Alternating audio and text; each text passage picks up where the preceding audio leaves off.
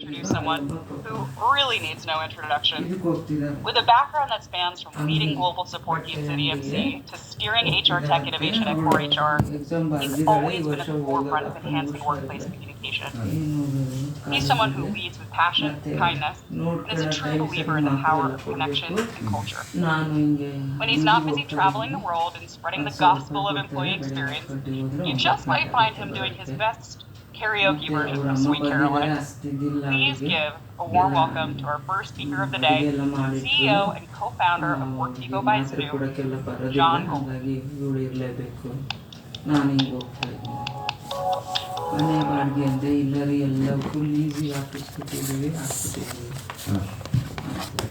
Hello, and welcome everybody to the first ever Frontline Summit by WorkVivo. This is a really important event for us. It's such an important topic, and we feel it doesn't get enough attention. With over 80% of the workforce globally working in frontline roles, their experience is often forgotten when we're talking about the future of work. So what do we mean by frontline? When we talk about frontline, we mean anyone who's not working in an office. These are people we interact with every day, assisting us in stores, boarding us on aeroplanes, and treating us in hospitals. When we founded WorkVivo, we designed it to inform, engage, and connect every employee. We didn't design it specifically for frontline workers, but what we have found is that frontline workers actually get the most value from the WorkVivo platform. It has been amazing for us to see the impact that WorkVivo has on millions of frontline workers. Their experience at major brands, including airlines like Ryanair and Delta, restaurants like White Castle and Guzman y Gomez, retail stores like Verizon and Kmart, and healthcare providers like Bupa and the NHS. You'll hear from some of them later about how they're engaging frontline workers on construction sites in the Middle East like Nesma, to Verizon stores in the US. We're also so excited to be doubling down on our frontline offer to make the experience even better. WorkVivo for Frontline includes a recently launched best-in-class chat solution to empower instant, real-time communication designed for frontline workers on the move. We're investing incredibly strongly in WorkVivo for Frontline, and we have an amazing roadmap for the year ahead that includes video and voice calling powered by Zoom, task and shift management, and an AI-powered knowledge base, all with an incredibly strong mobile-first user interface. WorkVivo is a powerful solution for frontline workers, with many of the world's largest brands and employers using it as their central hub. We want WorkVivo to be a go-to communications, operations, and engagement platform for millions more frontline workers. Frontline workers in different industries have different roles and workplaces, but their needs are fundamentally the same. They want to feel informed, engaged, and connected. Reaching employees who may not have email addresses and who are busy on their feet with content that is relevant and valuable to them is a huge challenge. But we are here to help. And today, we are also launching an important piece of research on what we call the frontline gap. We can all see that there's a gap in employee experience for frontline workers compared with desk workers. And the first step to closing this gap is understanding where the challenges are. According to our research, half of frontline workers say their company cares about office workers more than them. 87% of frontline workers aren't sure their company culture applies to them, and 40% of them say their company doesn't care about them as a person. I'd encourage you to read this report and I'll share it with you after the event to see some really stark statistics and get insight into your frontline workers' experience. But for now, sit back, enjoy the sessions. We have a brilliant lineup today where we'll hear from top HR tech analyst Josh Burson, internal communications with HR leaders at Verizon, at Bupa, Nesma and Partners, and the NHS, as well as leading influencers on internal communications and frontline worker engagement. Our customers call us the digital heart of their workplace, and we're really proud to be that for thousands of organizations globally. We are so excited for the future of Frontline and the opportunity to connect millions of frontline workers and give them an incredible employee experience. Thank you very much. Back to you in the studio, Barbara. Thank you so much, John. What a way to kick us off. So great seeing you joining us from our global headquarters in Cork, Ireland. I think one of the many reasons why WorkVivo has come so far since we were founded back in 2017 is that John knows it's not just about the platform or the process. It's about the people and making sure that they feel that sense of belonging that we know is so critical to a positive employee experience. As John said, even though each frontline organization and role might look a little different, the core needs remain the same: stay connected, informed, and engaged. And I can see from the chat that John's opening remarks really resonated with a lot of you. So thanks again, John, for really setting the tone for the day. Now, next up, I have to admit, I'm kind of nerding out over this one. We are so excited to welcome one of the world's most respected voices in HR and the world of work, Josh Burson, to the Frontline Summit. Josh is a globally renowned author, educator, and industry analyst who's been shaping how we think about work, talent, leadership, and culture for years.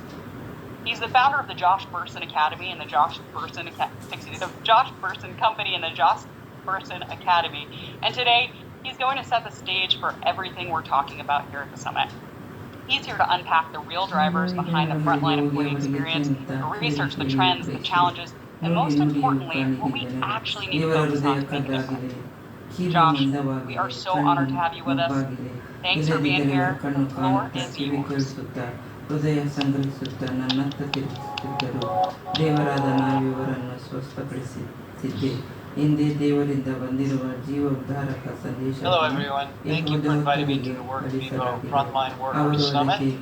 I'd like to give you a little bit of perspective on the topic of employee experience for deskless or frontline workers.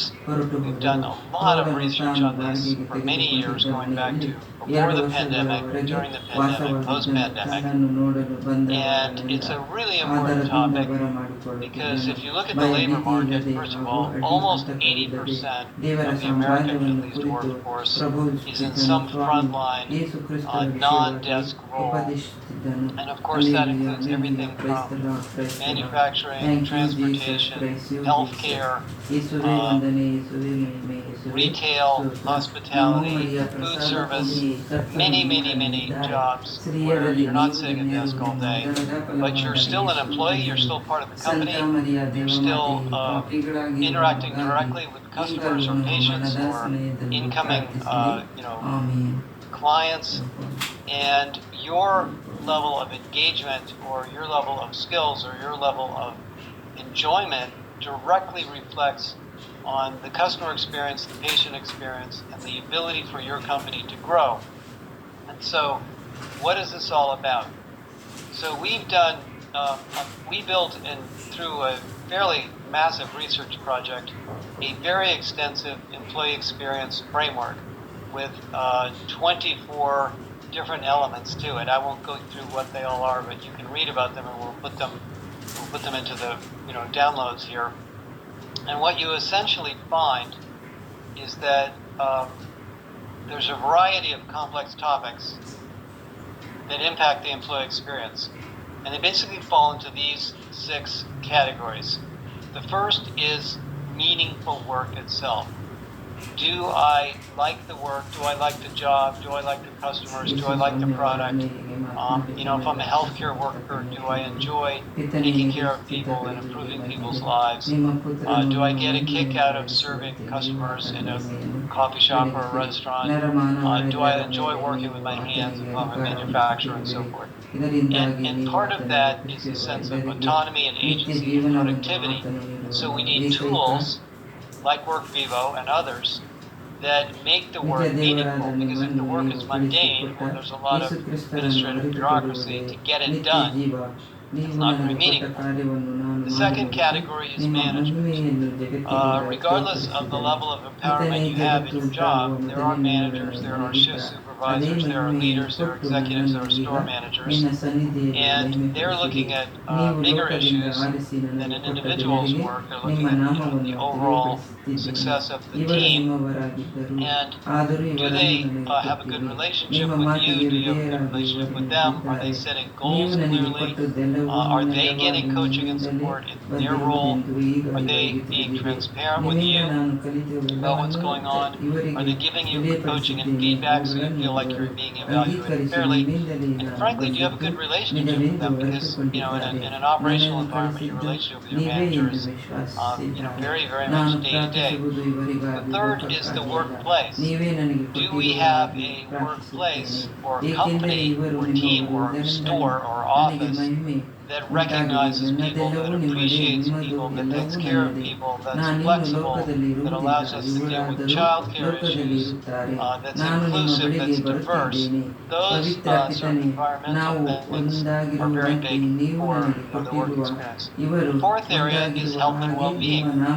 Is my job safe? Do I have safe tools? Can I stand up or move around or reach or lift or activities that I do? Are they things that I can do without hurting myself? Am I psychologically safe? Am I getting berated by customers or feedback by patients? And does the company give me enough support for my family? And that might be benefits or leave from parents leave and other things like that. So that's the fourth category. The fifth category is growth. Does this job or this role or this shift or position, whatever you call it, take me somewhere? Even if I'm driving a truck as an Amazon delivery driver or driving an Uber or doing something fairly tactical, am I going to have to do this the rest of my life? Or are the company going to teach me some new things? Can I become a supervisor? Can I try new opportunities? Can I pivot to another career? Those are massively important drivers of employee experience. And the sixth is organizational trust. And that sounds like a very vague concept, but it's actually, in some sense, the most important of all. Most employees know that their company is not perfect. There are no perfect companies, there are no perfect people. And so when things are not going well, or there are problems or opportunities to improve, does the company and the leadership team listen? Do they communicate back to us clearly and transparently about what's going on, or are they lying to us? In fact, a very surprising finding in the Analytical Trust Barometer this year, is that something like 2/3 of employees believe the CEO is lying about the business, which is obviously a very bad trend. Does the company invest in people over time, or are we going to get laid off if something doesn't go well? And is the company taking care of the society, the environment, the communities we work in? Those are trust-related issues that in some sense form a foundation of energy, commitment that people make to their jobs. Those 6 things, meaningful work, management, positive workplace, health and well-being, growth opportunities, and trust, are really fundamental to the employee experience. Now, underneath that is the technology environment, and so tools like WorkVivo, which are very, very extensive, productivity and development tools and communication tools, are very, very powerful in supporting all 6 of these things. Because what gets in the way of a lot of these issues is bureaucracy, complexity, not knowing where to find something, not being able to learn something, not knowing the right procedure, not knowing what the company's policy is, not being able to figure out how to implement the company's policy. And a tool like WorkVivo can have a massive impact on all these areas. If you'd like to learn more, we will make sure you have some things to read about employee experience. This is a massively important part of every company that has any kind of frontline workforce, which basically is almost every company that I can think of. By the way, sales and service people who sit behind a desk have many of the same issues as those of you that don't have desks. And we believe, and I firmly believe, that in most companies, the experience and the motivation and the skills of the front line are directly correlated to the profitability and growth of the company. So even though it may feel that many of your workers in that role are maybe at a lower level hierarchically, your feedback, the data, the information that you capture, the experience you have, your ability to work with customers is very, very important to the CEO, the CFO, the shareholders, and the stakeholders of the entire company. Anyway, we're very excited to be working with WorkVivo.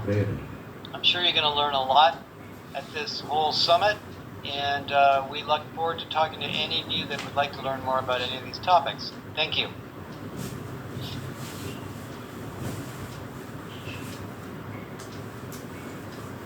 Thank you so much, Josh. I don't know about the audience, but I was just furiously taking notes during your talk. We appreciate you sharing your insights and are so grateful for your insider perspective.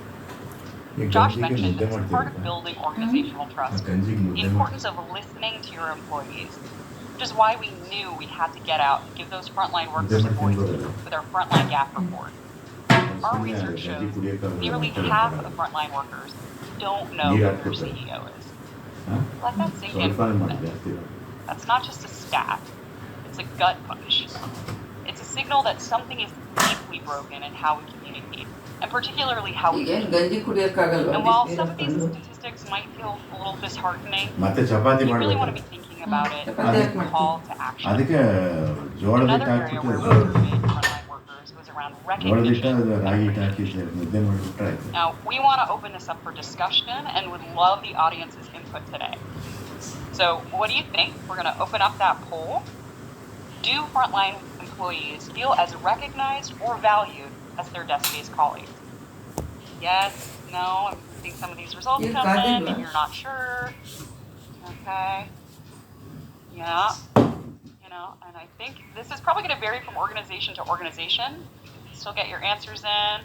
Watching those results kind of pile in here. Yeah, we really want to hear from everyone. Yeah. I'm not surprised by this at all. Looking at the results, desk-based employees are getting more visibility.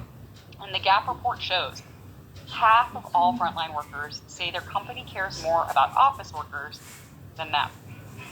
That really ties back to the importance of the meaningful work driver. Do your frontline workers feel valued? Are they getting the recognition they deserve? Do they have the autonomy, agency, and tools they need to be successful? We've just started to unpack part of the challenges we're facing with the frontline, but we want to take a moment to show what bridging that gap looks like in action. Josh Burson mentioned the criticality of underpinning those frontline experience drivers with the right technology. Because when nearly 2/3 of frontline workers say they're frustrated by the tools they've been given, and almost half feel like those tools weren't even designed for them, we've got work to do. Zoom recently launched Zoom Frontline, a powerful new app that brings the best of Zoom to frontline teams. It's built for in-shift communication and operations on shared devices for chat, video, push-to-talk, task and shift management, all in one smart AI-powered experience. It's a great solution for shift-based work, whether in retail, hospitality, or healthcare, and it's now part of our broader frontline portfolio. That same technology will power our WorkVivo for Frontline feature as we build the ultimate super app for the frontline. For companies ready to go beyond operations, it's a seamless path to the full WorkVivo experience, all in one connected platform. So, let's get to know WorkVivo for Frontline. Every day they show up. But do we show up for them? This is WorkVivo. Reimagined for the heart of our workforce, frontline workers. Access tools and integrations in one click with single sign-on. Everything in one place with your customizable operations hub. Keep teams in sync with real-time shift management tools. Chat to anyone, anytime, anywhere. Or video call for face-to-face connection. Transform the frontline experience with personalized employee journeys.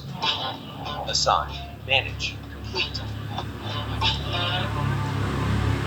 Get answers fast with WorkVivo AI.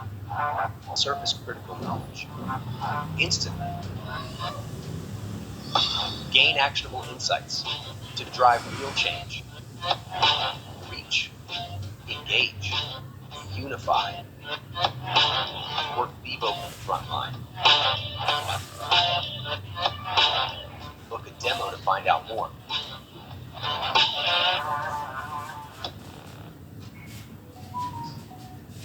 Wow. Big shout out to our incredible product team for that behind the scenes peek, just a glimpse of the magic they're working on every day to help people connect in smarter, more meaningful ways. And now, I cannot be more excited to introduce two of my brilliant colleagues who are right at the heart of that magic, Jen Jordan and Joe Dar. Jen is our global head of strategic customers. She partners with some of the world's leading organizations to bring their frontline engagement strategies to life. And Joe, he is our lead product manager, who is actually just out visiting a WorkVivo customer who also happens to be one of the largest employers in the world, speaking directly with their frontline employees to better understand their day-to-day experience. He's the driving force, turning the research, feedback, and insights into intuitive and practical tools that actually work where it matters the most, on the front line. These two have been instrumental in shaping the future of Frontline, which is why I am so excited for you to meet them. Jen, Joe, take it away.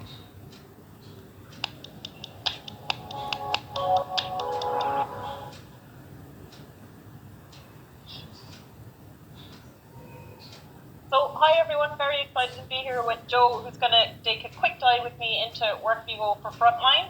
So we're going to talk a little bit about what we're building, why it matters, and how it's designed for those frontline employees who really keep the world that we're in running day to day. So, Joe, in case there's anyone watching who kind of joined out of sheer curiosity but doesn't really know what we're here to talk about today, can you give us a little bit of a flavour of what we mean by this kind of hot topic for WorkVivo at the moment, WorkVivo for Frontline? Absolutely, Jen. So I hope you saw earlier on that snapshot we gave of like our frontline product roadmap. It's super exciting, so I'd encourage folks to go back and look at it. And that really gives you a sense of how we're prioritizing and focusing frontline. And for us, it's about going deeper on the core use cases and needs of frontline organizations. So for us, it's about solving the core 5 things that we see that are important for frontline: real-time communication, engagement, core tasks and workflows, and onboarding.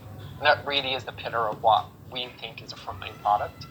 And for us, this isn't new, right? This is more about a doubling down.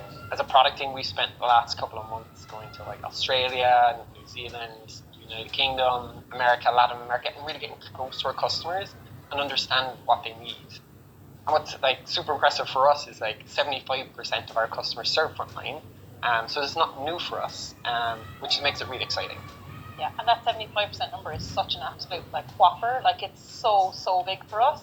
I know for strategic customer launches alone, kind of in the earlier part of this year and looking towards the rest of the year, we've got healthcare, retail workers, construction sites, people working on oil rigs, people in car dealerships, yeah, you name it, we're covering it. So it really is, I suppose what's exciting is the potential impact we have here for really taking on that frontline employee experience.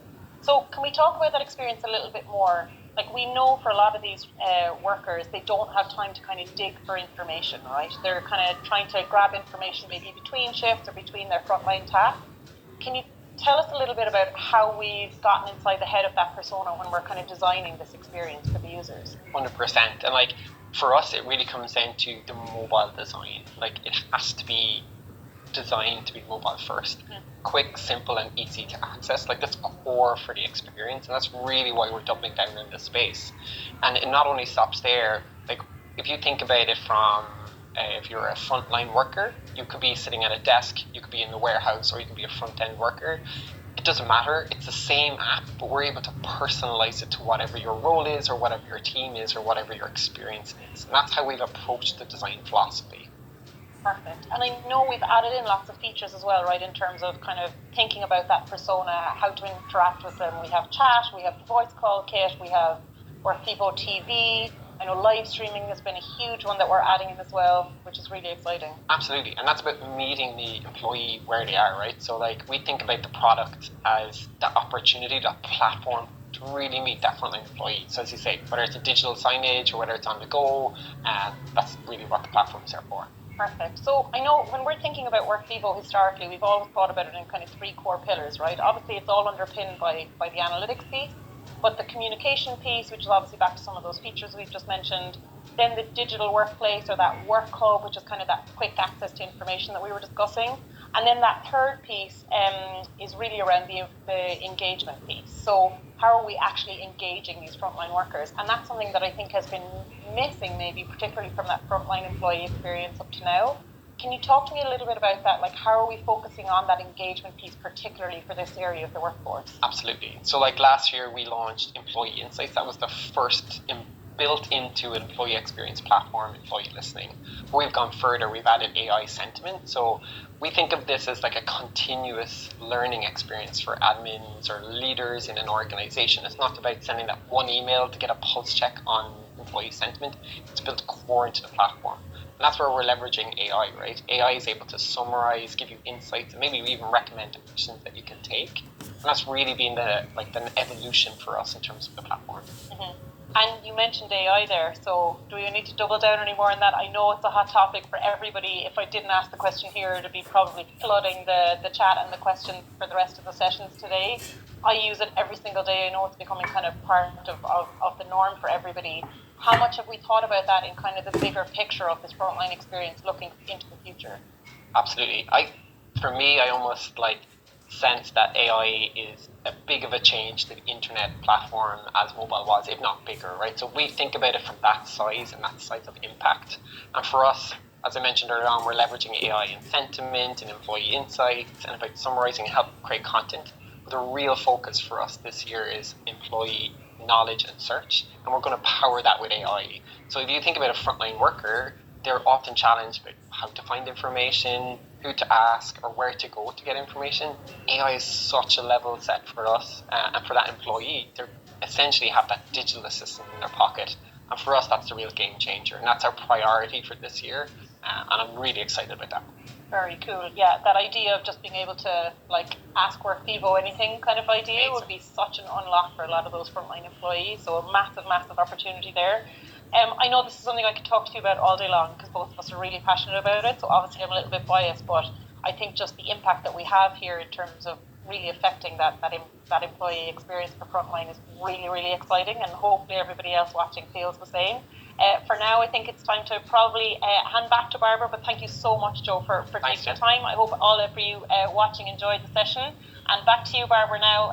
Very excited to see the sessions that we have lined up for the rest of the day. Thank you so much, Jen and Joe, who are also joining us today from our Cork HQ. I always get so much energy learning about the product roadmap and hearing what's next for Workvivo. It sounds like easy-to-use, personalized, mobile-first design backed by powerful AI technology is the focus, and it has so much potential for a huge impact on the frontline experience. And I love how we're actually taking the time to understand the experience and listen to our customers versus just going off and building something that misses the mark. I'm sure many of you in the audience can relate to this. 70% of frontline workers still rely on personal messaging apps to stay connected. Yes, that's right. We all know about those group chats happening on WhatsApp. That's why it's so important we're building a mobile-first tool that has next-level chat, video, and voice experience that employees can easily use as part of their day-to-day. Jen, Joe, the work you're doing on Workvivo for Frontline is so impressive, so thank you again for sharing. And now we're going to flash up just a quick poll. If you're interested in learning more about Workvivo for Frontline, just hit yes, and we're going to get in touch with you. All right, we've covered the big ideas, the research, the technology, and now it's time to hear from the people living it every single day and do a deeper dive into their company cultures. One stat from the Frontline Gap report that John Golding referenced earlier really stuck with me. A staggering 87% of frontline workers aren't sure their company culture even includes them. them. It's time we build cultures where everyone feels included, valued, whether they're working at a retail store, at a construction site, or at a hospital. And our next customer panelists are doing just that. We are thrilled to welcome our first panel of speakers for the summit, true industry leaders who are bridging the frontline gap across languages, locations, and time zones. That's no small feat. And they're leading the way with purpose, measurable impact, and frontline engagement results that speak for themselves. And leading this conversation is none other than my colleague and a former WorkVivo customer himself, Eddie McSweeney. Eddie brings a one-of-a-kind perspective to internal comms with a career that's taken him from the Irish Defence Forces to the world of employee experience and corporate comms. He knows what it means to lead from the front, stay cool under pressure, and deliver a message with precision. Eddie, over to you to introduce today's stellar panel of WorkVivo customers, the NHS, Verizon, and NESMA and partners. Take it away.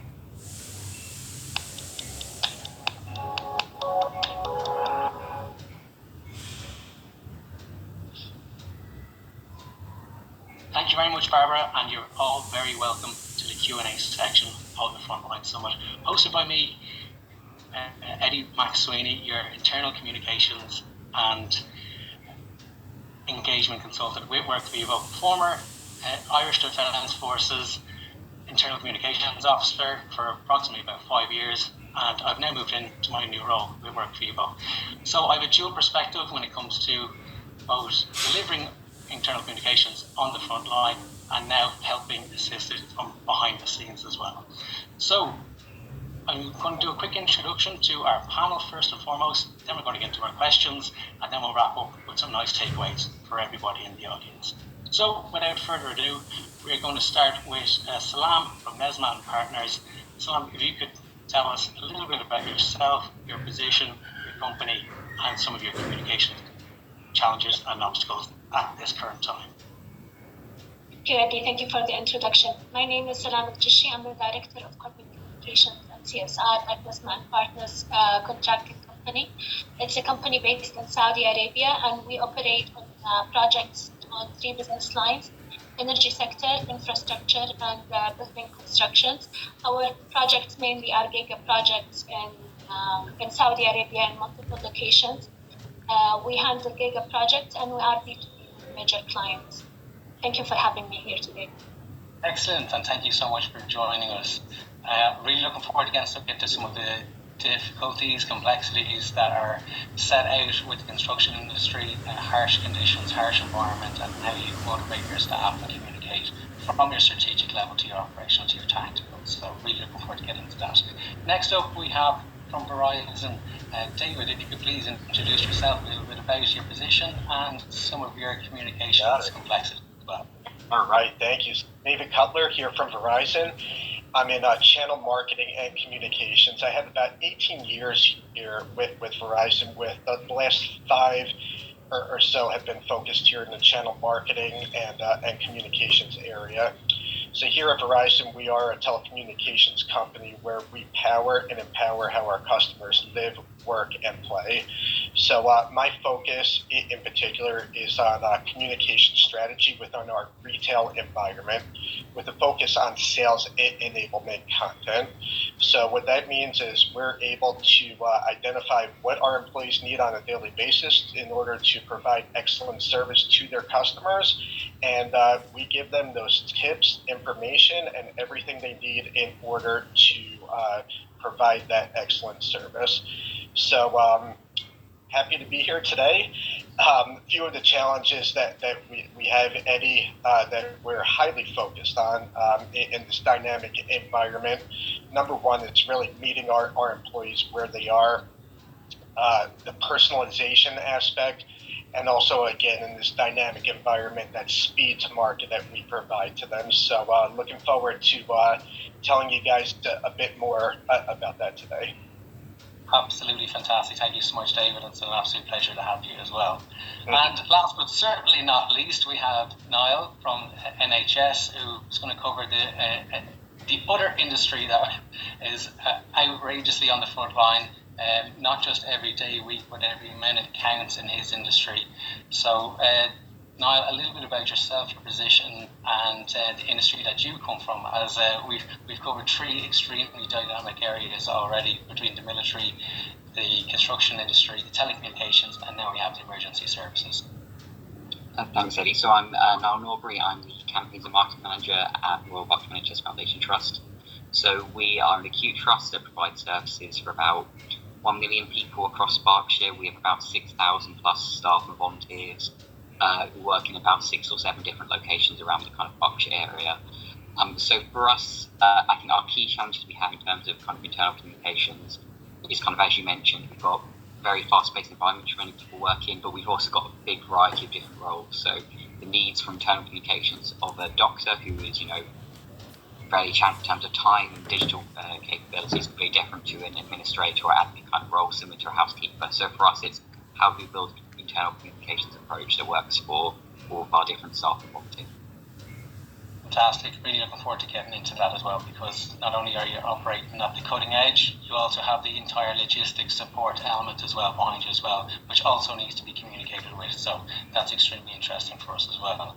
Our first question will be for Salam and Esmer Partners, which we really want to get into some of the further communications complexities when you're dealing with a vast site or vast locations, and how do you move information from your strategic level to your people on the ground. I worked in the healthcare like Niall before, and then I moved to the construction industry. And one of the first things that I noticed is really the high percentage of frontliners versus desk-based employees in the construction industry. Furthermore, majority of these frontliners are laborers. So I had many communication barriers, including like language barriers. Many laborers, they come from different countries from around the world. They operate in different sites, operations, construction sites. Most laborers, they don't have access to the email. We have the engineers, the project managers, project directors, they have some access to the emails, but the laborers, they have no access to the emails. So there was no way for us to engage with them, to reach out to them, whether for compliance or to make them feel as part of the company. So we were thinking really like how can we enhance the communication and reach out, establish a solid channel that we could reach to these difficult segments. And in today's world, like we thought everyone has a mobile, so really having a mobile-based platform really helped us to reach out to this difficult segment. One of the key challenges we faced also in the rollout, for example, of work was that these employees, because we don't have a panel prior to work people, there is no way to communicate work people to these employees. So we had to do face-to-face campaigns through our HR coordinators located in different sites to inform our workers about work people and the availability of work people for them to utilize as an internal communication channel. We also had no predictions about the behavior of these employees. I didn't have any reference point, so in the beginning, some of the employees, they flooded the feed with penalties and irrelevant codes, and we couldn't control the comments, so we tried to also customize the spaces to cater for the different needs and the different interests of different categories and groups of our employees. Previously, before launching work people, as I said, all that we had is like face-to-face. Sometimes we print posters and put them online, or like we rely from managers to their employees down to the workers. Mostly these were most of the challenges we faced. In addition, after launching work people, we still have hard time our leadership to remain on the portal and to really engage. We think that with these leaders being on the portal, if they come more often, we will see more engagement from all segments of the platform. And we are yet to launch many campaigns to try to engage the leadership to remain on the platform. Absolutely. No, there's some fantastic internal comms boxes that you've ticked there along your journey, and I can definitely resonate with them as well, especially when it comes to the roadshow that you've gone on, and I had to do exactly the same thing because there was zero digital touch point with anybody in the military. So this had to be a fact finding. It also had to come from the ground up that they wanted it. It couldn't just be a top down, this is the tool that you need to solve your problems. It had to come from the people themselves, and they wanted to solve their own problems, and this is the fastest and most effective way of doing that. I also learned more about the military in that 10 weeks roadshow than I did in my 10 years there. So there's nothing better than the effective face-to-face interview with people. They'll tell you exactly what's going on, what's wrong, and how you're supposed to fix it for them. So well done for both collecting all your information, getting all of your ducks in a row, putting your plan in place, and launching Work Vivo. That's absolutely incredible and well done. My second question is actually going to be to David and Verizon. As we're talking about scale, it doesn't get any bigger than Verizon, and it really leads us on to not just the amount of people you have, but the amount of locations as well, and then the amount of information that your frontline workforce also have to both have at their fingertips, and the amount of questions that's going to be asked, and how do they further your career. There's a million and one things that I'm sure that you're trying to tackle at one time. But we'll just try and narrow it down to a few for this session. But Niall, how would you implement your speed and accuracy for your communications to enable your frontline workforce to produce the goods for you on the front line? Yeah, so when it comes to Verizon, and specifically talking about the sales enablement here in our retail environment, you're right. We have locations, thousands of stores located throughout the U.S. And, it's different stores, it's different titles, it's different geographies, and we have support staff, we have frontline, we have leadership, and it's very, very important to be able to get the right message for each of them. So what we need to do is it was very important that we set up an infrastructure here that was able to do it, so that we're able to have our titles isolated, our geographies isolated, in order to provide them the specific message that they need, the actions that they need to take in order to execute on a daily basis.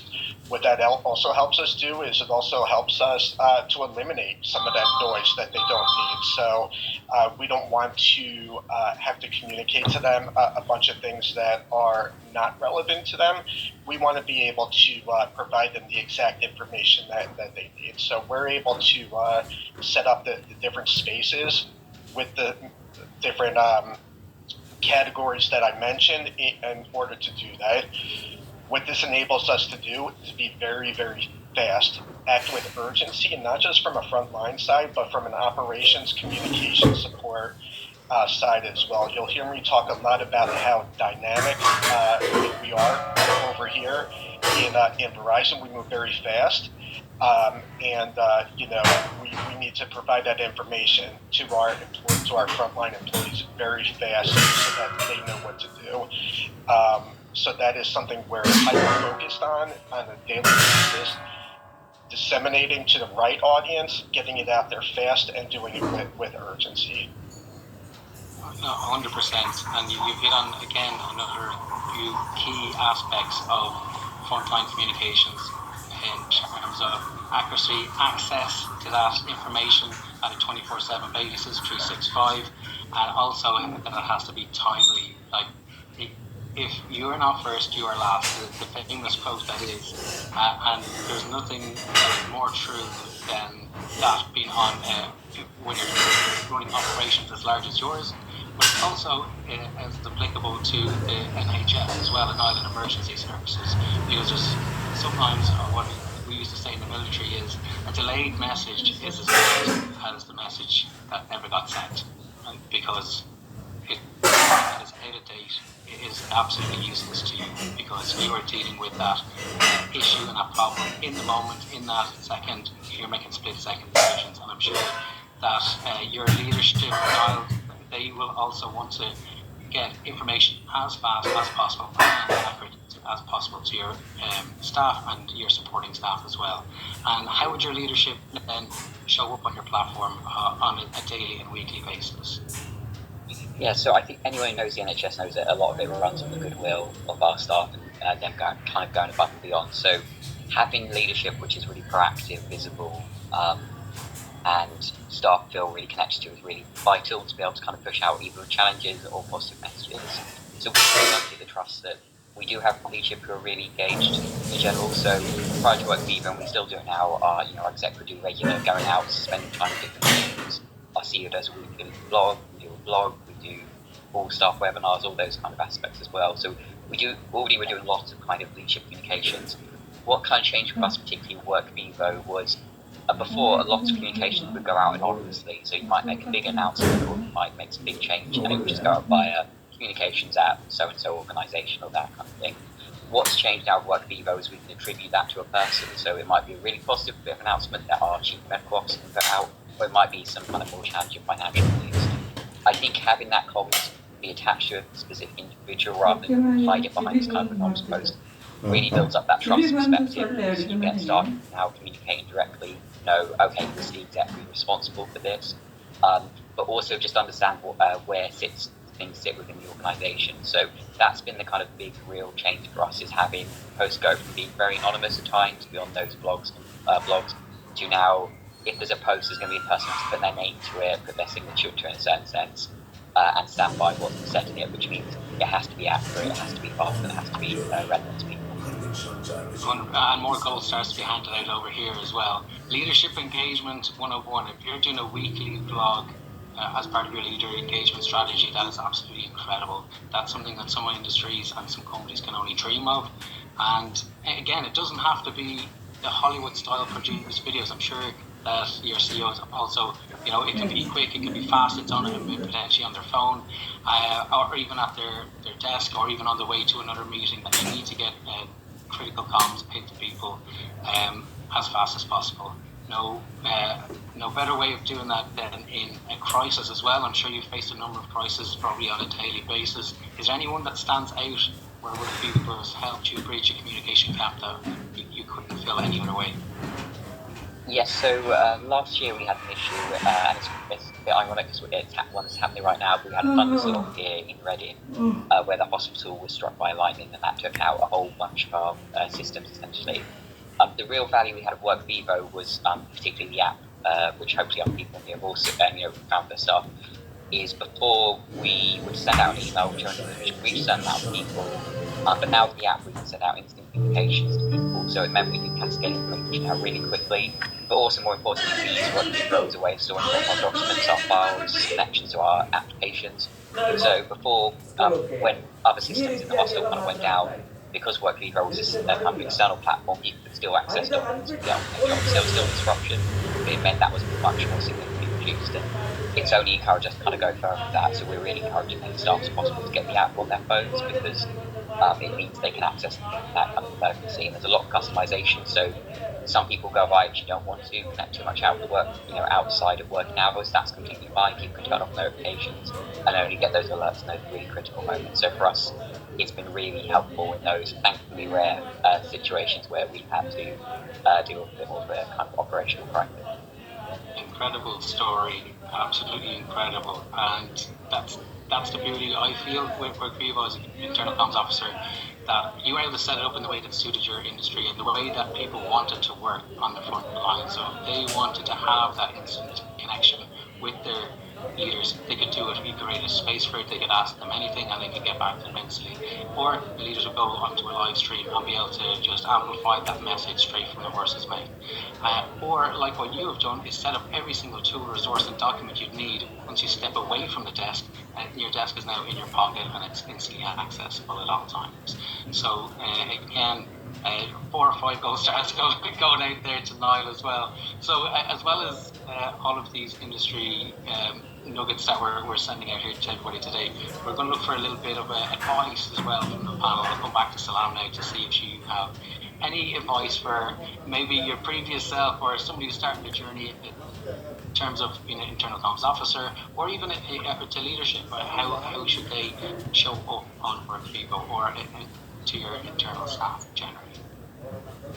If I look at my previous self, the person who launched WorkVivo like 1.5 years ago, I would really give her an advice not to really try so hard to get it like 100% ready. Just be as much ready as you can, and then just launch it. And don't be afraid of exploring, looking at the reaction, getting the sentiment from the audience, and then adjusting accordingly. You will never be 100% ready or 100% satisfied with the content that you have thus far. I remember that when we tried to launch Work People, I went back to like 1 year of content and highlights and things to put them on the platform to be ready. And now I see that maybe I pushed it so hard that everybody will read all of that. Maybe like 6 months, 3 months would be more enough. And then also we still had to make lots of adjustments first to really depending on the reaction of the audience. As I mentioned previously, we couldn't really predict how our frontline would react. We had to communication with their access, to their spaces, to change some of the spaces' names and interests, just to have everyone engaged on the platform. Fantastic. I'll reveal a little secret that we in the military, although we are sticklers for timings and delivery, we also delayed. We delayed by 3 months as well because we wanted to launch and be perfect as well. And guess what? When we came to that 3 months finish line again, we want to delay again because we weren't quite there. So I totally get what you're saying, and we wanted to build out exactly what you're doing. A nice content library to be, fully functional for when people came in. The environment felt alive. It felt like we've been living in there for the last couple of weeks. Maybe not completely 2 weeks like what you did, which is an incredible amount of work. But that's exactly what internal comms officer should be doing, is making the platform feel alive, even if it's only been alive for 12 or 16 weeks. So well done, and you're going to see the rewards of that for the future in terms of activation and engagement, because that kind of content now is always there. And people will look back, believe me. They definitely will. We did we are using it as an archive. We go back and look for like all things that we published about it. You can find it there at least. Absolutely. We did the same for our magazine, that we uploaded all of our previous years and years of our internal comms magazine, that people love the paper-based and read about themselves and their friends and their parents, whoever else who served them. So yeah, people, they will find it, and they'll definitely consume it. So yeah, well done. Thank you, Slav. Thank you, Eddie. Dave, I'm going to come to you next as a bit of advice to everybody in the audience if they were to start the journey, what to not be afraid of and to get stuck in their hands dirty. Well, where do I start? But the one thing I'd really like to point out is feedback along the way. Look, Salah mentioned it. It'll never be perfect. It's definitely a work in progress, but really relying on your feedback groups along the way. So whether it's something super formal, a live group of focus group that you could have to ask specific questions, or whether it's champions or super users that you can simply tap on the shoulder and ask them a question. Having those streams set up is critical. So we use it quite often. We use it for ongoing feedback related to the content strategy, and we use it for business decisions as well here. So one of the things that we did, when we introduced Work Vivo, we had an opportunity. Our employees are highly passionate about what they wear to work, where we were able to put out a poll and give some choices on what piece of attire would we like to add to the uniform collection over here in retail, right? So the employees made their voice heard, and we were able to fulfill that with a wildly popular attire choice. So it's always a great moment when you're able to take that feedback and provide the specific, memorable moment that people remember. Oh, I did give my voice for this. We had thousands of participants in that poll, and it was a really great moment. So that was one of the bigger ones. But again, whether it's just tapping our trusted users and our super users on the shoulder for some very quick feedback, we have all these different streams set up, and I would highly recommend that everybody does something similar in nature to that as well. Fantastic advice, and we did something our defence forces, where we set up a private space where we test some of the key messaging from leadership first as a bit of a litmus test to see if it would go down like a lead balloon, and to see what comments would come in, and to see if we actually had to change the messaging or if we had missed a trick before that went live to everybody in the audience. So we weren't completely learning by just posting and praying. We were actually testing it first, adjusting, and then getting that into the masses. So yeah, well done for that, and that's incredible numbers to have on 8 polls and surveys as well coming in. As well as the surveys, we also ran one that was based solely around the content that people were seeing, wanted to see, and wanted to review as well. So we took everybody's advice, and that actually helped us build out our content calendar for the previous year. So we were able to put in place a few teams to look at maybe podcasts or another episode, or an entire season based around either training or enablement or further career progression. So again, that's perfect advice.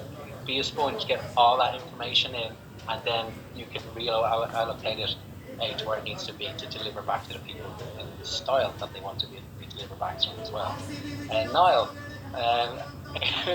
and when it comes down to, again, saving lives on a daily basis, like what further advice could you guys give in terms of medical emergency services within internal communications? I mean, the key thing the advice I'd give around internal communications is, I think often there can be a focus on how do we get messages out to people, but not the opposite. So actually, it's how do we get the frontline people to be able to kind of report back to us, if that makes sense. So we, particularly find this in NHS, that it's the doctors and the nurses and the healthcare assistants all on the front lines who are often the first people to notice that there may be an issue or a really good idea to be sharing. So for me, I think it's for internal communications, don't just think about it from, okay, how do we at the top cascade information down, but what are the ways we can make sure people are feeding back to us, essentially. So that's the kind of key bit I'd say, is don't always think of internal communications as one-way channel, is actually that kind of two-way aspect, because it can really make a difference and build that really kind of positive culture to work. That actually ties us off there. Really, really lovely. And I'll just finish with some closing words. First of all, I want to thank Slam, David and Niall for their time, their expertise, for all the painstaking hard work you've done for the last while. But I hope that you'll see that short-term pain will turn into long-term gain. And that's some of the misconceptions that people always have when it comes to either implementing a new tool or a new resource, that, oh no, this is another job, oh no, this is more work for me. It's actually not. In the short term, yes it is. But in the long term, now you've given everybody that ability to get that information, to find that information, or to find that person they were looking for at the touch of a button, or whether that be at their desk, or whether that be on the front line. So you can see, if you're surrounded by the right tools and the right team, you can achieve anything that you want on the front line, especially deliver in terms of global operations, building, saving lives, and delivering on the front line for your daily operations that we see from this team here today. So once again, thank you all, and we'll be handing back to Barbara in the studio. Thanks very much, everybody, for joining us online, and we'll see you again soon. Thanks for handing it back, Eddie. Thank you to our panelists. I've actually had the pleasure of meeting some of our panelists at some of our memorable WorkVivo customer events, and I absolutely loved hearing more today about their journeys. What stood out for me was the importance of real-time communication, audience targeting, and personalization. And hearing how they've set their teams up for success by eliminating that noise so they can focus on their customers, their patients, and their jobs. I also love the emphasis on not just top-down communications, but opening up channels for feedback, for polls, whether it's on content the comms team has created, or maybe selecting uniforms like they did over at Verizon. You can really empower and engage your frontline by providing the right tools where they have a voice. And like Salam said, you're never going to be 100% ready to launch a new tool. And sometimes you need to just take that leap and be open to evolving. So thank you again to Niall, Dave, and Salam for sharing your stories today. I hope you're getting some great takeaways from today's summit. We've got 2 more sessions to go. And just a quick reminder, before we dive into our next session, our giveaway is still running, so you have that chance to win a Visa gift card. Follow us WorkVivo on LinkedIn. Post a photo from your and include a little bit of your favorite takeaway from any session today. Just don't forget to tag us. All right. Next up, we have another phenomenal panel in store. But before we do that, we want to hear from the audience again. Give us one word to describe what it's like to reach the front line in the chat. I know just one word is probably going to be tough, so just pop that right in the chat, okay? Hard, difficult, frustrating. Yeah. These responses are really clearly reflective of the frontline gap that we've been talking about, right? So keep those responses coming in. We want to keep the conversation going. Next up, we're going to hear from some of the biggest voices in HR, internal comms, and employee experience. This group is packed with real insights, lived experiences, and hot takes on how to truly connect with the frontline. Hosting this panel is a multi-award-winning consultant and the founder of the Curious Group. She was an outstanding guest of mine on the first episode of The Comm Show that we had so much fun doing together. My friend, Joanna Parson. Joanna is going to be leading the conversation with Stephanie Roberts, Chief Communications Officer at Hitachi Industrial Equipment Systems, Chris Lee, VP of Employee Communication and Experience at Gallagher, and Kit Campoy, a retail leadership and tech expert and author. Joanna, over to you.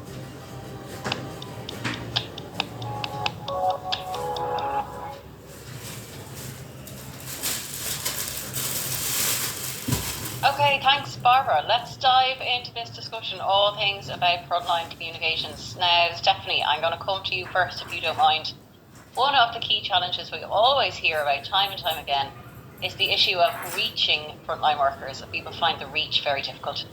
Why do you think this is so hard, and why does this challenge still persist? Well, Joanna, that's a great question. I think it is a huge challenge, and all of us on this panel probably get questions about this all the time.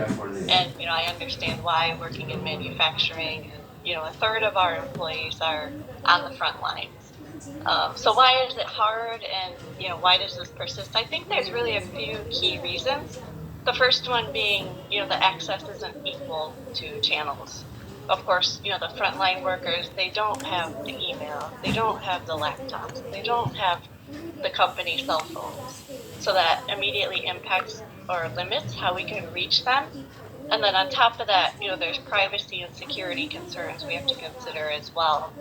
If we try to use their personal devices, and that's where employment laws come into play, and union agreements and things like that. So I think that's one issue that all of us face.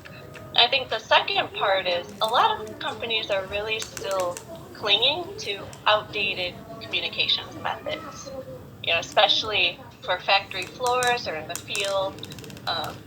Their version of communications is still a memo on the fridge or a poster on the wall or, like a coffee-stained paper on a tack board, something like that. And that's very passive, it's very static, and frankly, the employees, they're not at so while these employees, in their day-to-day life, they're so used to these digital tools and using their phone to order food or check directions, everything. But we haven't caught up to that in the workplace. So we're not really keeping up with how the employees are operating outside of work, even though these digital tools are readily available everywhere. But it's not about the tool, right? You can have the snazziest internet or the greatest app, but you still need that strategy. And you still need to really convey to your employees what's in it for them to actually use these tools. And it does explain, doesn't it, why our job is so hard. It isn't just about bringing in an app that will fix everything, but there's a whole strategy and influence and changing the culture of how we communicate here. Okay, so let me come to you next, because you're a little bit different. You're not an internal communications practitioner, but you have so much experience working with frontline workers, and something that I've heard you say before is that there is an issue around information overload or communication to frontline not being streamlined. What's your take on that? Yeah, so I ran retail stores for 20 years, and when you're on the floor of a retail store, there's just communication coming from everywhere. So you're getting emails, you're getting text messages, there's an activities calendar, there's probably an app that your company wants you to use. And there's just so many different places where you need to check for information, or you need to check for communication. And so when I would come in the morning, I would check all of these different channels create a list for myself for the day, and then I'm on the floor, you know, so I'm not at a desk, I'm not checking messages all the time, I'm, you know, interacting with employees and customers. So I think it's just really just so many channels. I think if companies can focus on maybe two would be a dream. Focus on these two places, and you know that's where you're going to get the information you need, rather than checking 4, 5, 6. You know, and to Stephanie's point, there's posters on the wall, there's a note on the fridge, there's sticky notes. Like it's everywhere, and it's overwhelming. It can be really overwhelming. And it's difficult, isn't it? Because when you're on the front line, you have all these apps and tools and channels you're expected to use, but they're not just all created by one team. It's not just like the comms team make it. You got HR making their portal, and IT have something else. So it's a big, broader, meatier problem to solve, isn't it? About how do we just make this easier for people to get the information they need to just do their job? That's what we're paying for. 100%. Amazing. Chris, let's come to you. Now, sometimes we talk about being employee-centric in frontline comms, and we really want to put our employees first, but you actually don't love this term. The first person I've heard kind of complaining about this term a little bit. Talk me through what you mean about that and why it matters. Yeah, no, I realize it's a bit of a hot take, Joanna, and it's not so much that I take issue with the term employee-centric, so much as I do think there's really a chance to remember that we're more than just employees, right? So much of what we do need to communicate to the front line communication that does need to be consumed at times, like Stephanie was saying, that's during their breaks or before or after shifts, or through passive environments that we're talking about, like that nightmare of the bulletin board that usually is a feature of a lot of break rooms and digital signage and things like that.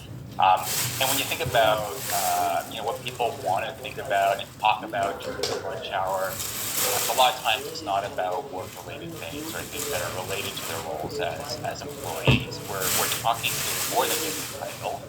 And we also, to Kit's point, we have a lot to communicate to employees. And a lot of it by nature is, not that interesting, but it's important for them to know and understand. So I think that the experience can be a lot more resonant if we balance the idea, Joanna, of being employee-centric, but also shaping something that feels a little bit more human-centric to give ourselves a better chance to really draw people into our communications and give our messaging a fighting chance.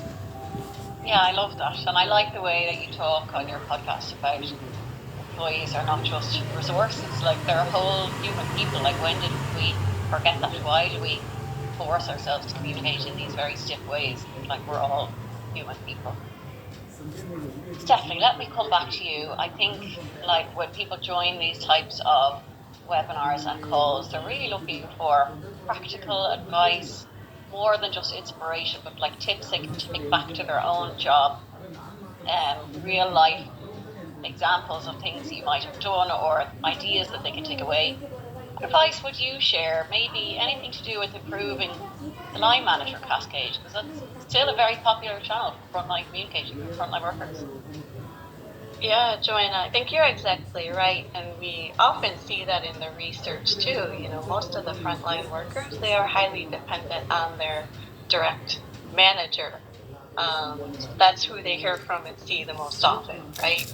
I think there's usually two problems associated. First, and I think Chris was touching on it specifically, but line managers, they don't have time often. So Chris was talking about during the breaks, they don't really want to hear about communications things during the breaks. So I think at the company level, there needs to be an understanding of having dedicated time. So even if it's 15 minutes a week during a toolbox talk or a team huddle or something like that, it can go a long way for communications. But it really needs to be part of the routine and kind of supported from the top. So I think that's one thing. And the other thing, we really have to, be cognizant of the content we're giving these line managers. I know in my career, I've seen many times where, managers are handed a 40-page PowerPoint or like an inch thick document and they're just expected, well, please just communicate it, but that's not really realistic. So we as the communicators, we need to set them up to succeed. So, one idea could be creating kind of short, like to the point briefing documents, maybe once per week or once every other week, whatever your team allows, kind of summarizing what are the key events that happened that week, why it matters, and really equipping those line managers of what they should be telling their teams. Or if there is, a town hall, but they can't stop the production lines, right? But, what are the 3 to 5 key takeaways that the employees really need to know? So whether it's kind of those talking points or templates, however we can help set up these managers to succeed. We don't want them necessarily just cascading information and hoping for the best, right? We really want to equip them and empower them to communicate well. I love that, because I think sometimes, like, being a manager is so hard because you have all this expectations coming from above you, and then you have the team below you looking for advice and guidance. So we're not really doing them any favors if we're giving them 40 pages of jargon that they don't understand. So I really like your practical advice of, like, here's what you need to know, here's what we would like you to tell your team, or here's what we would like you to do to support them. And I wonder, Kit, like, as somebody who's worked so closely with frontline workers for such a long time, like, how can we better put ourselves into the shoes of frontline workers to design a communications experience, not necessarily from our perspective, but from their perspective, to make it better for them? Well, I think conversations like this are an excellent start, and I'm seeing more and more of it, which is really fantastic. I think even, 5 years ago, it was just kind of, communication was just top down, right? Just kind of like do what we tell you and tell your teams X, Y, Z. So more communication like this, and listen to them. If you can create a feedback loop where you hear from the frontline team regularly, so it's not out of the norm. When you get a survey like 4 times a year, right? Like once a quarter, we don't know what you do with that information. We have no idea. We don't ever get any feedback like, this was a good idea, this worked. We have no idea. We're too busy. So if you can make it kind of a daily or weekly process.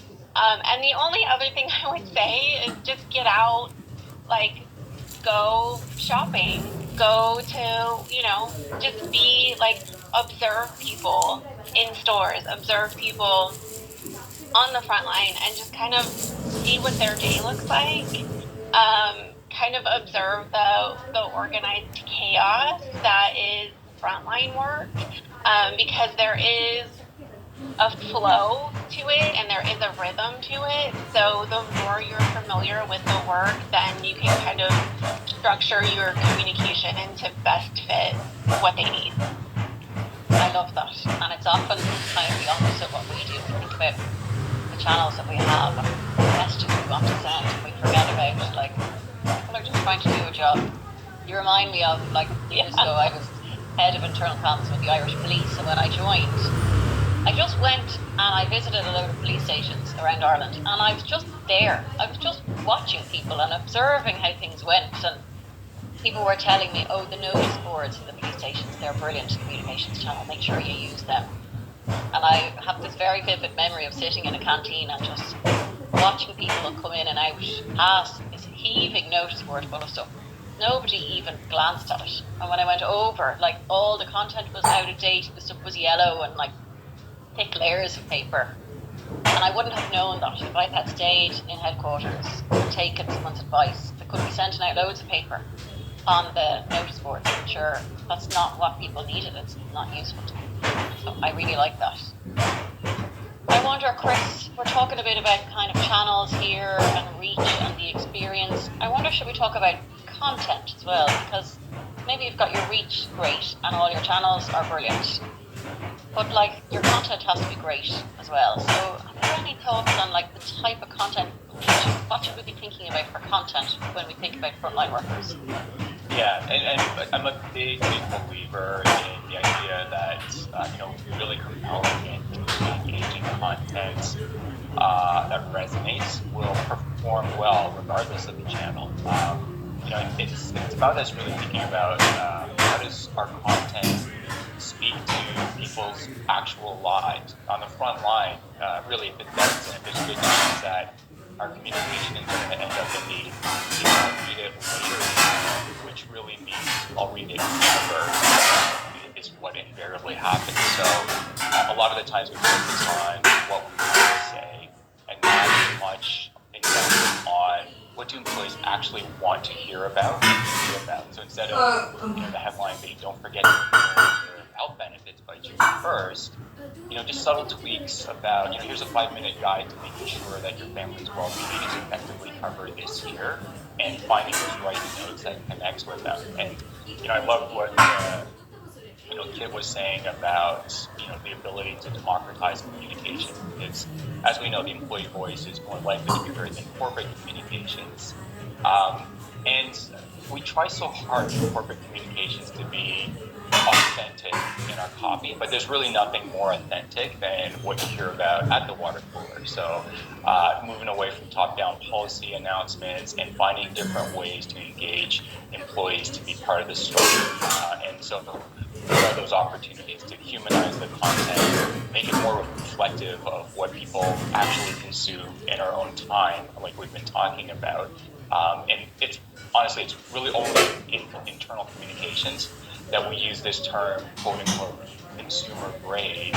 And that makes me sad, because it's a tell that we're so far behind in communications that we're striving for not even the best in class consumer brand. We're just trying to get to just consumer grade.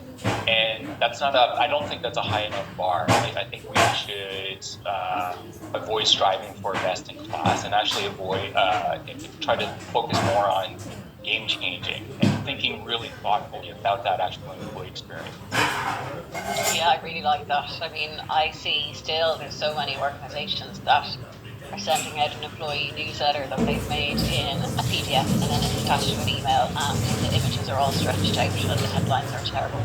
And the idea is, it's only for employees, it's fine. And I always challenge with, would you ever send that to your customers? Like, never in a million years. So I think you're right, there's quite a gap there that we are far behind. Stephanie, I'd love to come back to something we kind of touched on earlier, where we talked about maybe some companies are still in that like tell mode, where we broadcast something, they listen. It's all very one way, it's all very passive. What advice would you give to someone who might be watching this, who is in a bit of an old school company? They've always communicated with memos, stuff on the notice board, just send stuff out. How would you encourage them to make the case to their leaders that maybe we need to modernise this, maybe we can improve this, it's time for change? Well, I think maybe part of it is getting some of those real voices from the field. So as we were talking about earlier, stepping out of headquarters, talking to the frontline employees, getting their true thoughts and conveying that. And then, kind of just tying that to any kind of metrics. I know measurement is always the elephant in the room, if you will, for many of us. But tying that to how that, can help engagement or other criteria, and then try to sell that to the executives within the company. But I think, first and foremost, getting those real voices and understanding their perspective will go a long way. Yeah, I love that. Chris, do you have any thoughts on that one? Yeah, I think we're touching on all the right themes here, and ultimately, at the end of the day, every employee tends to be time poor, and when we think about what it's like to be quote-unquote consumer grade, I think it's just remembering we are more than just analysts and IT support managers and drivers, but we're also moms, we're budding HR players and painters. workers. And, when we think about ourselves as consumers, how often are we choosing to consume 1-hour webinars or 8-page PDFs? Are there opportunities for us to reframe our content into micro content formats and the like? So I think that just really thinking through what our actual consumer experience is, and more specific, what our consumer experience is with brands. What does that look like, and what can we learn from that with our own approach to communications? I love that, because like so many frontline workers are screaming at us for less. Please get to the point. Please get to the point quickly. I'm not here to consume communications. I just need to know what I need to know to do my job. Kate, I'd love your parting advice. Like, if you're the advocate for the frontline, you're our frontline expert here, what would you like to tell all these communicators who are listening? What do you want them to really know or to do differently or to think about?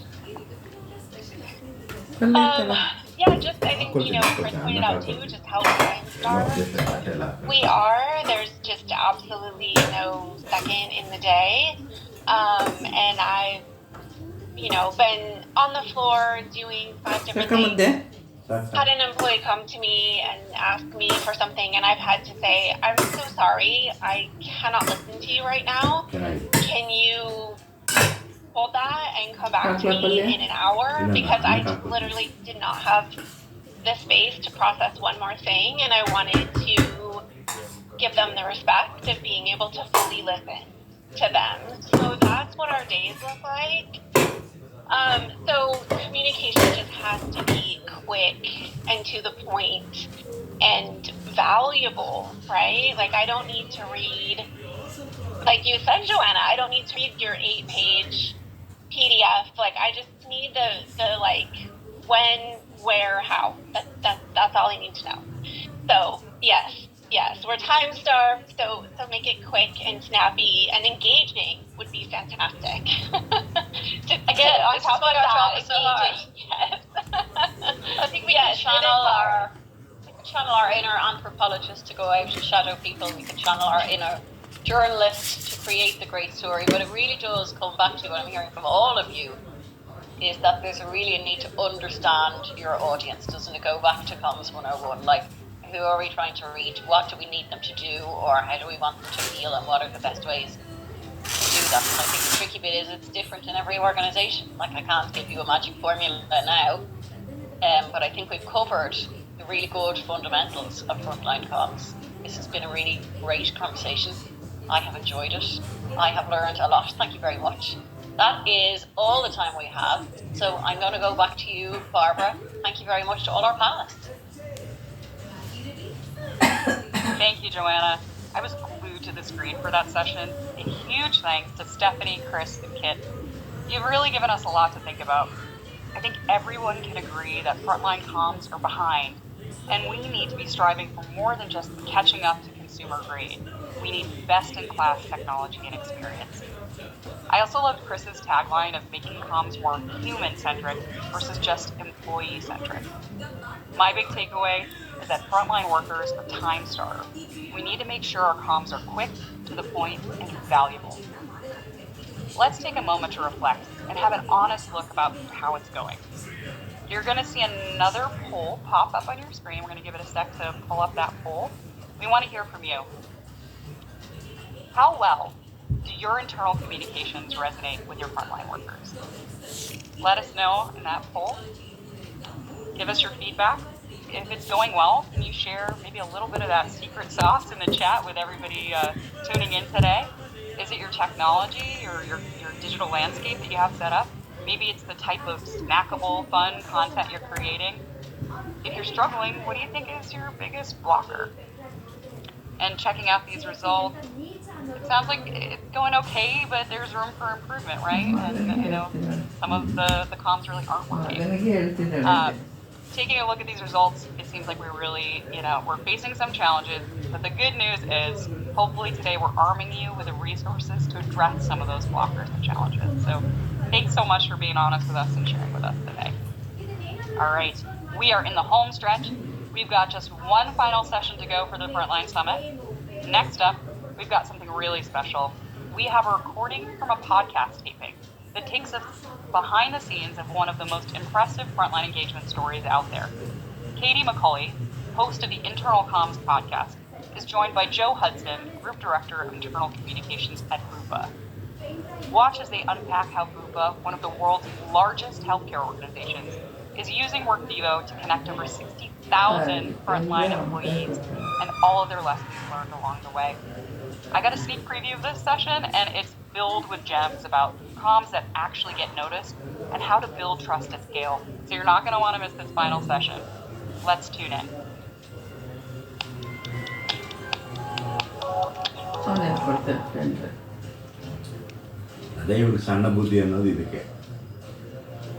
Hello and welcome to the Internal Comms podcast with me, Katie McCauley. I'm on a mission to make communication absolutely. My guest today is Joe Hudson, Group Director of Internal Communication at Bupa. It's my great pleasure to bring you this wide range of conversation.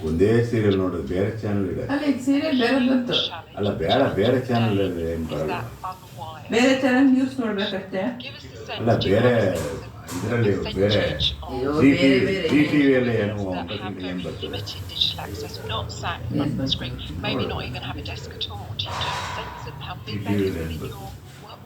I don't know what the numbers are specifically, but it's a big proportion of our organisation who are on the front line, talking to customers, don't have access to an email address. And it's a huge challenge. I think if I think back to 4 years ago, before we launched Workvivo, we had no real way of directly contacting those people. So really relied heavily on manager cascade, and clearly that always depends on how comfortable the manager feels about communicating, and that doesn't always come naturally to every manager. As much as you provide the materials for them to help them do that, that doesn't always happen or doesn't happen in the right way. So it's a huge challenge that I know lots of organisations face that have a huge frontline population, especially in healthcare, because we have to be so careful about customer data, and so and time protecting that time that people can spend with customers. That should be the focus of what they're doing. When I started back in internal comms, and we don't need to say how long ago that was. The technology with which we had, at activities was very, very limited. We live in a world now where there are a sea of applications and all sorts of things that you can use to sort of reach the front line. How did you approach the decision to choose Workvivo? Were there some non-negotiables in your mind when you were looking at evaluating all the different options? Yeah, for me, so translation is a massive thing for us. Right. Like I said, we have 8 official languages at Bupa, and being able to streamline that process and have something that was automated, that was able to translate content so that we weren't constantly going to the businesses to say, can you put this into Polish for us, can you put this into Turkish for us? And we didn't have to spend huge amounts of money with translation agencies because we don't have huge budgets to do that. That was really important. I really wanted a platform that served content to people in their native language and felt native to them. So that was a really key consideration. The other big one was, supplier relationship is hugely important to me. So a team that we felt was an extension of our team, that we could pick up the phone and ask them about things, or that if something happened and went wrong, that we would know that we could get support, as quickly as possible. And then I wanted us to have some input into the roadmap and the development of the tool. Wow. And with some of the bigger suppliers, we knew that we wouldn't be, while we're a big organisation, we're not the biggest organisation in the world, and we knew that we wouldn't be a priority for them. So I really wanted a supplier that would work with us to develop the tool. I often find with a lot of these internet tools that they are developed by developers rather than practitioners, people who have expertise in comms and know what they're looking for. And so to work with developers, obviously Workvivo do have developers, to work with them to say, this isn't working quite right for us, can you help us to pivot it slightly or create this new functionality that will do things slightly differently? That's the dream, really, and that's what we found in Workvivo as a partner. One of the biggest challenge I hear a lot is around getting employees to download an app on a personal device. Was this an issue? Because presumably not all your people are given work devices. No, absolutely. It was something we were really worried about to begin with. We didn't know how it was going to go, how people would receive it. I think what we found was that people were really ready to get more involved in the organisation. And wanted to feel part of the wider people, not just their small part of it, but to feel part of something bigger. And they were eager to hear what was going on and to get involved in some of the stuff we had going on. So it wasn't as hard as we thought it might be. There's still pockets of the organisation where it's quite a challenge. We have quite a large proportion of self-employed people who might work in dental clinics or in clinics in Poland specifically. So that's more tricky because you need to make that connection with the organisation, with the purpose, for them clearer. And lots of people, they don't maybe feel like they work for Vivo, they actually work for their clinic or their specific entity, if you like. So it's still not 100% there, but it's always going to be a work in progress, I think. But we were pleasantly surprised, I think, with the reaction from people and the uptake and engagement we've seen from them. It's great to see. Did you have to work hard at kind of pinpointing the benefits of different sort of personas and roles within the business? Was that a key part of that launch plan? Absolutely. I think everyone could see that there were challenges with our internal comms model pre-Work Vivo. There wasn't one global mailing list. There wasn't an easy way to communicate with everyone at the same time, and it was quite disjointed, and there wasn't any opportunities to showcase all of the great stuff that was happening across the organisation before then. So it was very manual for us to be able to storytell what's happening in Australia, what's happening in Chile to people, and people wanted to see that. So I think that was the need for it was very clear. I think that we did have to explain the difference between Teams and Work Vivo. So why would I need this new tool, especially to the wide population who have communication at their fingertips, as opposed to those unwide people that didn't before. So what do you use Work Vivo for? What do you use Teams for? What do you use email for? And then definitely a journey, because we wanted to make sure that we were reducing the number of emails that were coming in. How do we explain that when people are saying, I want to send my newsletter to this population of people? We're saying, actually, we're not doing that anymore. You have this new tool. You can communicate to everyone in a really engaging way, but it's on this platform now. We're not sending emails anymore. We don't want to cut to our inboxes anymore. So a bit of explanation and education around that kind of stuff. It's interesting to me that actually when clients come and they say, I need a new tool, I need a new platform, I need a new channel, often what they first need is just to identify the core purpose of each one and explain that to their employees. Exactly. What are you trying to achieve? Who are you trying to target? What are you trying to say to them? And then what is the best channel for that? Yeah, absolutely. And have you reduced email traffic? Absolutely. Yes, absolutely. And to the point where we are looking at, whether we need our newsletter tool anymore, because I think there will always be a need for an email tool, something of stuff for certain situations, but actually the number of licenses that we have currently, I think we can probably reduce that by about half. It's not being used as much, which is great to see. And we're about to launch their new newsletter tool as well, and we're going to be giving that a go and piloting it across the organisation, so I'm hopeful that will happen. You're at sort of the end of this 4-year period of launch adoption. Is there something you know now that you wish you'd known back then? I think when we set out on the journey, we did spend a lot of time talking and worrying about how people would use the tool, whether they would use it in the right way, whether they might use it in the wrong way to say things that we didn't want on the platform, to bring their own personal agendas into work, talk about politics or religion, those kinds of things, and which can be very divisive, and we just didn't want that in a work environment. So there was lots of conversations about that and the risk of what we would do in that scenario. But in the end, we very much felt that we needed to trust our people and have an adult relationship with them. They are adults, and we should be treating them like children and understand that this is a professional platform. And that is really our experience of it, that actually people are very accountable for their words. They're of course allowed to have an opinion, but they do take accountability for those words. And it's a bit like how you talk on LinkedIn as a professional social media platform, as opposed to how you might talk on Facebook. And that's definitely the difference that we see. We also have some really fun groups that people can join to talk about their pets or their hobbies or their holiday and share their photos. And so there are outlets for that, those kinds of conversations, but in the right way, so that the work is kind of separated from that personal content. Perfect. I imagine getting leaders on the platform must have been key.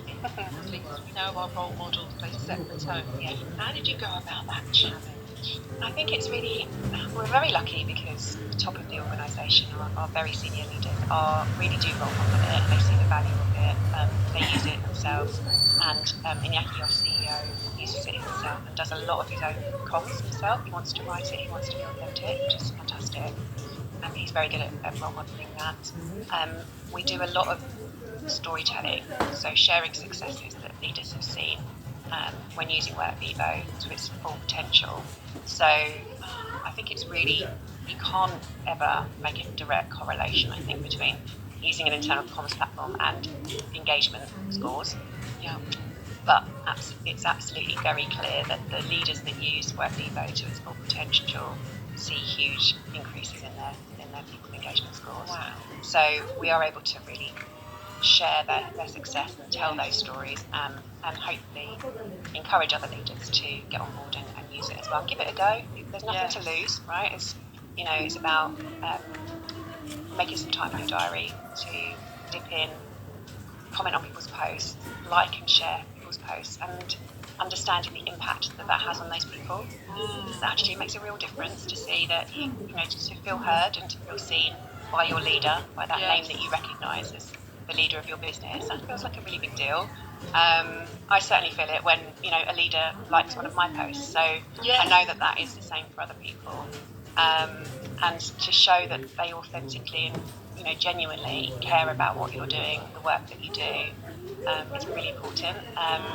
And to see leaders having fun on the platform as well is really important. So it's really easy to show the link for people and for them to see that. There's still work to do, and there always will be. And it's about how we help those leaders get more comfortable doing that kind of thing and finding the space in very busy diaries to engage in that way, but understanding communication is part of their role. I love that you found this link, and I think ಆಚರಿಕೆ between using the platform and engagement, you're absolutely right, whether that's causation or correlation, who cares? There's a link, which is powerful. And presumably there's a little bit of a snowball effect. Other leaders seeing others thinking, they're doing this, maybe I should be too. Absolutely, especially when it comes from right at the top of the organisation. Actually, their direct reports then see their leader doing that, so they then take the lead and do it themselves. So you do see it through the organisation. This may be a very difficult question, and we can dodge it in nothing. I'm sure we won't mind. Years ago, when I did some research for a book I wrote about how to get more people on social platforms, I was asked this by organisations where the CEO was getting a lift and wouldn't even make eye contact with people. I was thinking, if you're not social in that situation, how do you expect me to be social in another digital way? I'm just wondering, maybe it's too much to say, has it impacted culture, do you think?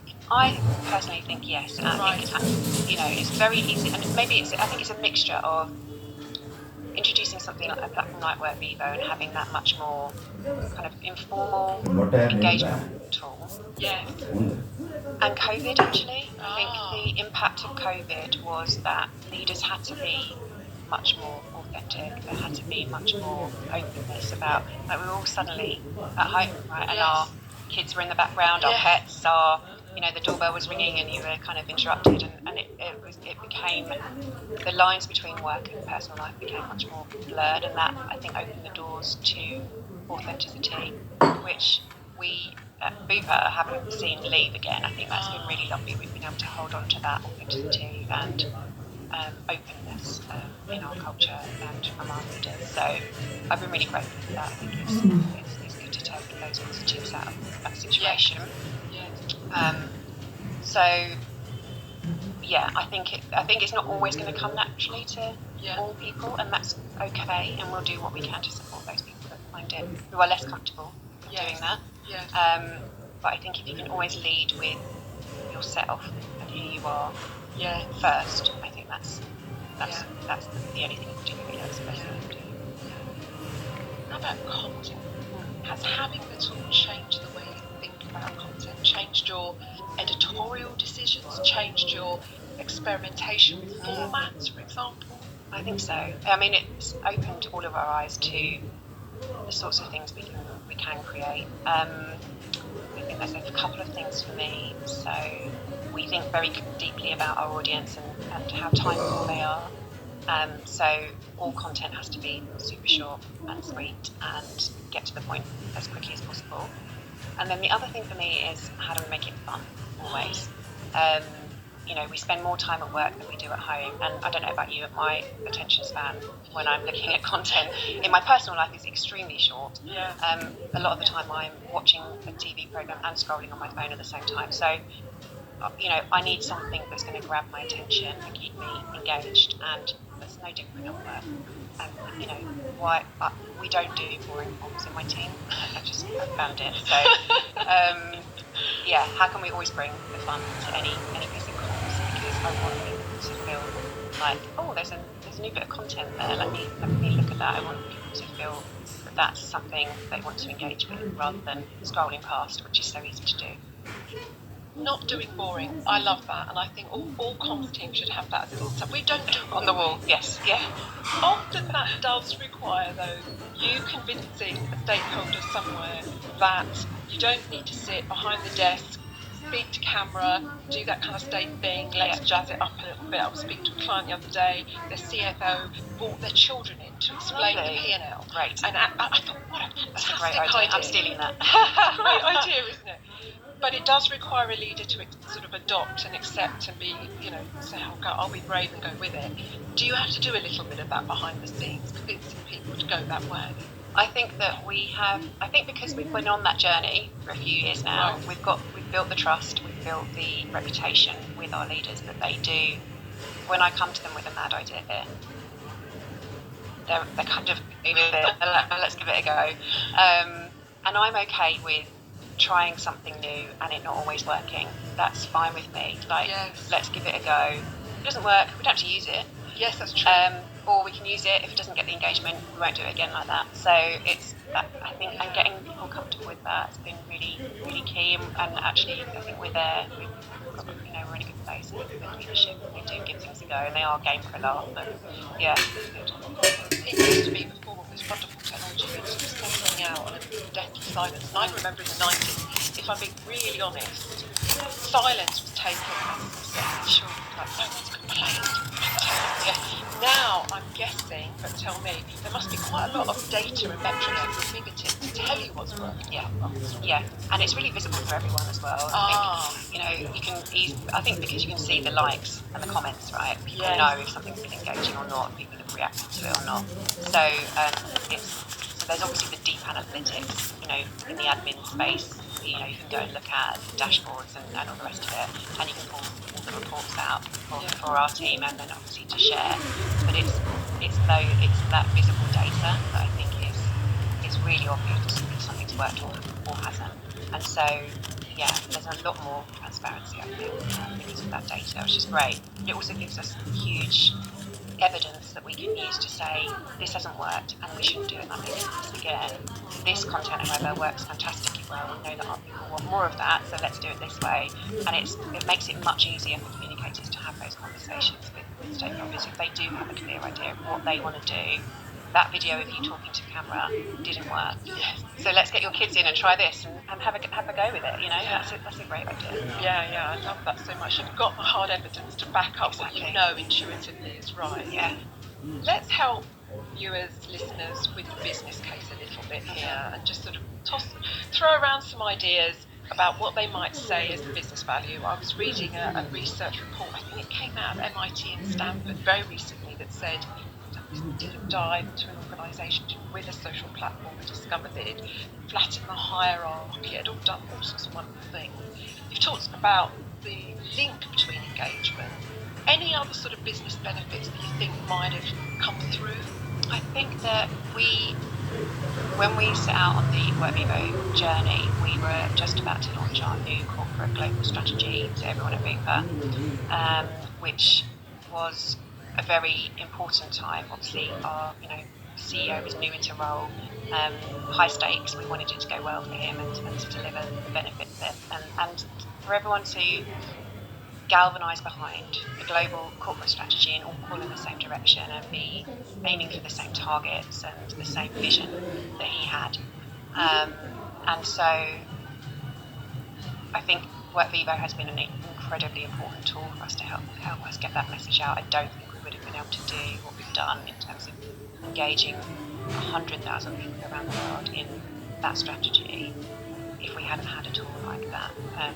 We had disparate intranets that didn't talk to each other. We had pockets of email distribution lists, patchy cascade through managers, and the amount of kind of people, time and effort it would have taken to deliver the message to everyone at Bupa through those methods would have been, impossible.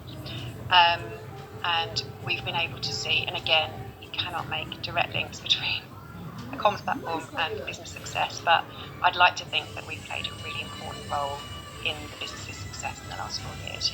We've seen, increases in profit and revenue, people engagement, customer numbers, market share, return on investment.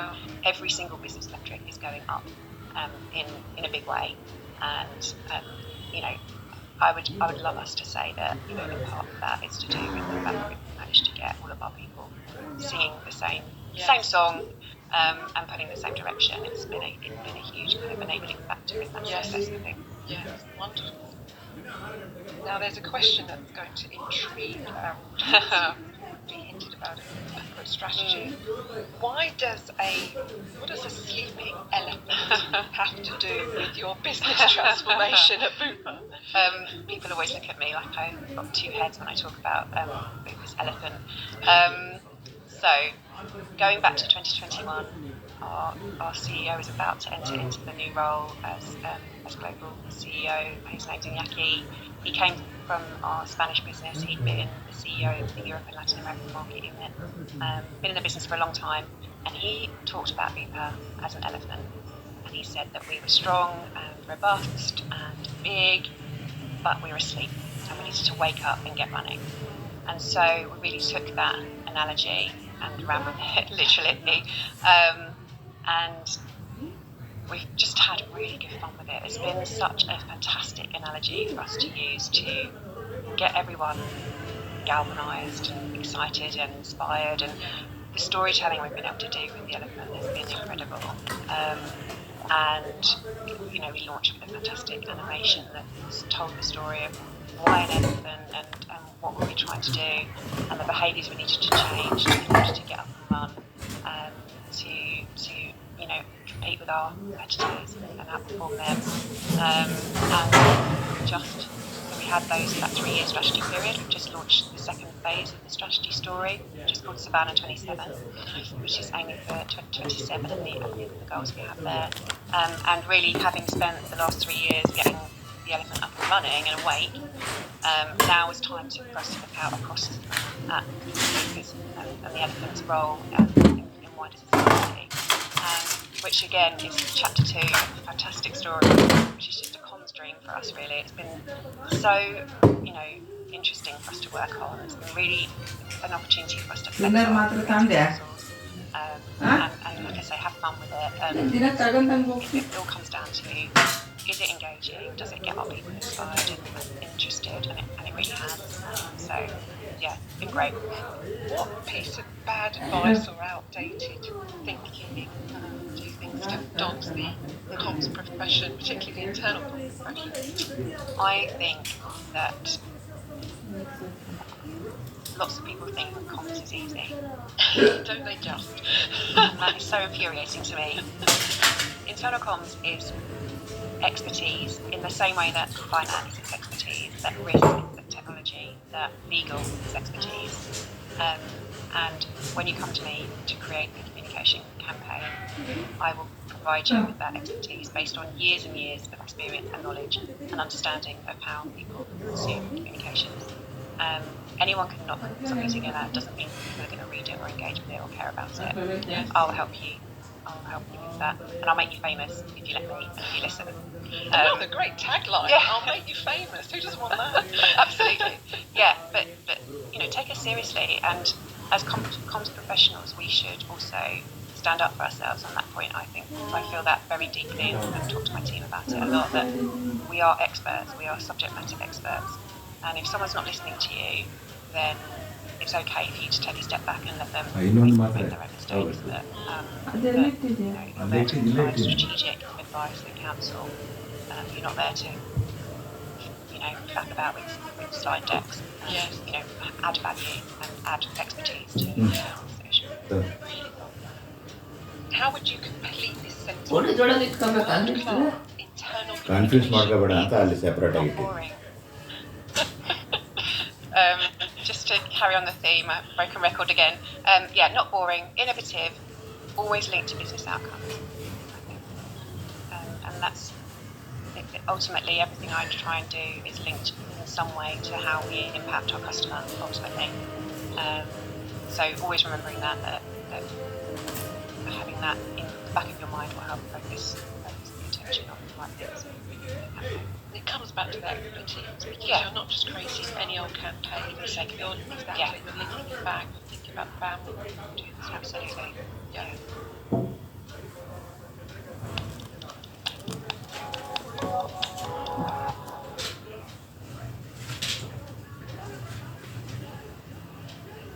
Thanks to Joe and Katie for letting us share those highlights from your discussion.